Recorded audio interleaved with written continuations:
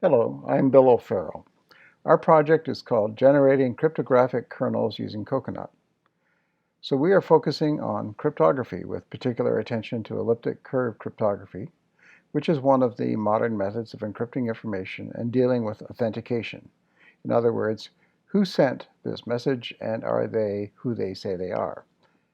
It's a very secure algorithm. For example, if we are dealing with an elliptic curve defined over a prime field of 256-bit numbers, it would take approximately 10 to the 11 years to crack the encryption using the fastest supercomputer on Earth. It's worth mentioning that quantum computing is an issue for the future, in that a sufficiently large quantum computer could crack these algorithms. The problem with using quantum computers is that to crack elliptic curves, they need to have coherent qubits and lots of them, more than 3,000 qubits to crack 256-bit elliptic curves. This is far, far beyond the current state of the art, but nonetheless something to keep an eye on going forward. We are dealing primarily with how to make elliptic curve cryptography run very fast, starting with 256 bits and moving up.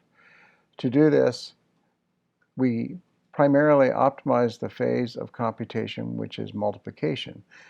The multiplication is done over a prime field, and all the math would take a while to explain, but the central part of it is a schoolbook multiplication that can be optimized with vector registers.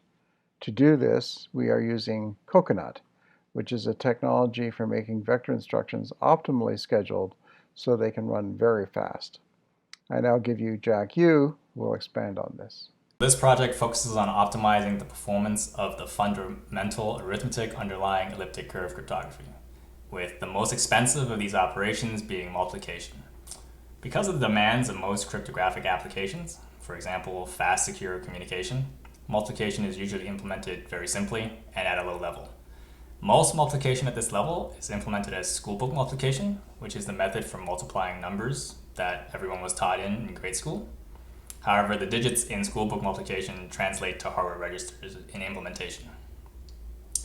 And this far, we've accelerated schoolbook multiplication using a unique Z14 instruction, VMSL, producing a speedup factor of about 20% compared to an implementation not using this instruction. And so VMSL is a pretty interesting instruction in that it's an integer instruction implemented with the floating point pipeline on the Z14 and the Z15.